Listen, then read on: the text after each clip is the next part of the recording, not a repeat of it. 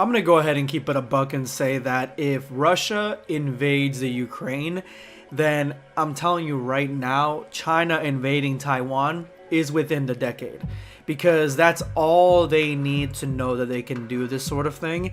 Whether they should do it or not, it goes back a long way in history. Ukraine obviously wants to be separate. Taiwan wants to be separate, but focusing on Ukraine, they want to be separate. They want to have their own democracy, freedom, and be closer to NATO, be closer to the US, and be closer to the West. Russia does not want that. Russia has a long history, not only of having Ukraine, it has a long history of occupying it, using it, and then messing around with its elections. So there are a lot of people in the Ukraine that are mixed. They're either mixed Arab, they're mixed Ukrainian, home Ukrainian, and then there is a lot of Russian. And my brother-in-law actually is Ukrainian, but he mainly speaks Russian. He has a lot of family there, and they all speak Russian. He knows the culture, and he says it's very linked to Russia. So it is much more closer to Russia than it is to the West. And as of right now, for Russia to kind of get that prestige and get back to that stage that it was so long ago, it needs to take back some of the satellites, and that's exactly what Putin's thinking is. And to be honest, I don't think it's right at all, mainly because the Ukrainians want to be free. They're putting up a defensive line on their eastern border, and this shit's gonna spark. Someone's gonna fire first, and it's gonna go haywire.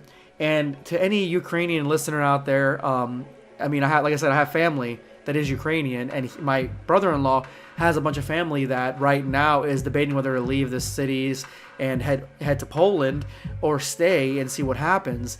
I would urge everyone to, if you're trying to leave. You don't want to be the last one left behind, mainly because if you don't want to be part of Russia, then that's exactly what's going to happen. You're going to be part of Russia if the Ukrainian nation falls. That's exactly what's going to happen. Number two, depending how bloody that front line is going to get, by the time they break through that front line, these soldiers are not going to be willing to be nice to the rest of the populace. I'm telling you right now, war after war, event after event, if things go hard really fast at first, it's not going to be good for anybody on the back line. So I urge anybody to leave that wants to leave to leave. Right now they've closed all embassies.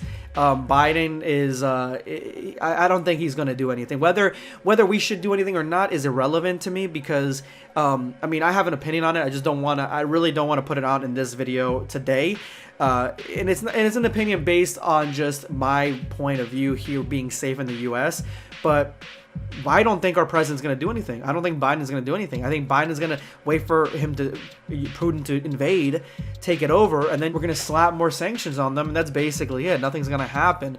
But I'm telling you, if they do take this, China will soon take Taiwan, and that's going to be a whole can of worms, because Taiwan is a lot harder to take than Ukraine. And so it's just a terrible situation, and I hope to God that everybody there in the Ukraine realizes and understands their options and does the best thing for their family. My heart goes out to my brother-in-law who has family there and couldn't get him out in time. Hopefully this doesn't drag on too long, but and hopefully it doesn't happen. Hopefully they don't invade. But this is a dark day, guys. This is not the best start to the 2020s. It's my take. This is going to be Sunscape signing off. Take care, guys.